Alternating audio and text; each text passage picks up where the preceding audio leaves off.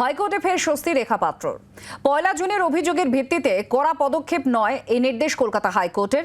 দায়ের হওয়া এফআইআরে 5ই জুলাই পর্যন্ত স্থগিতাদেশ দিয়েছে আদালত। 19শে জুলাই এই মামলার পরবর্তী শুনানি রয়েছে।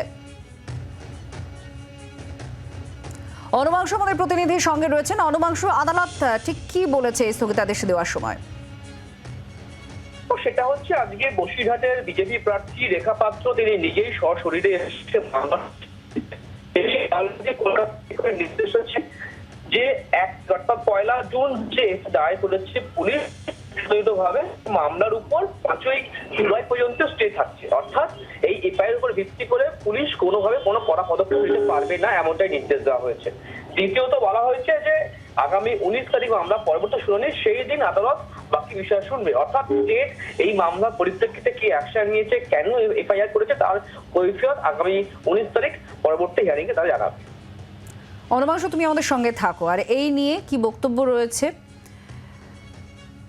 শোনাবো। রেখা পাত্র তিনি কি বলছেন, তার কাছে কতটা স্বস্তির এবং তার আইনজীবীর কি বক্তব্য রয়েছে সেটাও শোনাবো। শুনুন।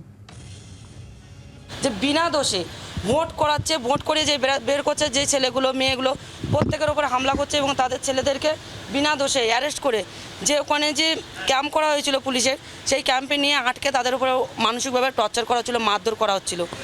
সেখানে আমরা যাই এবং আমরা পুলিশের কাছে জিজ্ঞাসাবাদ করা হয় যে আপনারা আইন কিসের জন্য? সাধারণ মানুষের জন্য, এবং এই ইলেকশনের জন্য আপনাদের একটা দায়িত্ব দেওয়া আছে। তো আপনারা যদি সেই দায়িত্বটাই না পালন করতে পারবেন, তাহলে আপনারা কিসের জন্য এই দায়িত্বটা নিয়েছেন? আর আপনারা দায়িত্বটা নিয়েই যদি আপনারাই যদি সাধারণ মানুষের উপর অত্যাচার করবেন, তাহলে আপনাদের উপর দায়িত্বটা কিসের জন্য আজকে ইলেকশন কমিশনের উপর থেকে আপনাদের উপর দায়িত্ব দেওয়া হয়েছে? মানুষের উপরে অত্যাচার চালানো হয়েছে, যার বিরুদ্ধে ঘরের মেয়ে রেখা পাত্র লড়ে যাচ্ছে। তার দোষ হচ্ছে সে বিজেপির ক্যান্ডিডেট হিসেবে কন্টেস্ট করছে। তো তাই জন্যে পুলিশ বিভিন্নভাবে তাকে ফলস কেসে ইমপ্লিকেট করছে, বিভিন্নভাবে তার এগেনস্টে বেআইনি সমস্ত রকমের কর্মকলাপ পুলিশ চালিয়ে যাচ্ছে। সিমিলার একটা ফলস কেসে রেখা দেবীকে পুলিশ এরকমভাবে ফলস কেসে ইমপ্লিকেট করেছিল।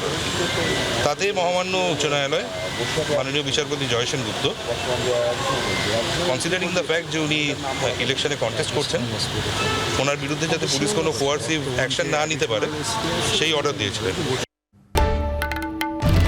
বাংলার আওয়াজ, বাঙালির আবেগ, জি 24 ঘন্টা।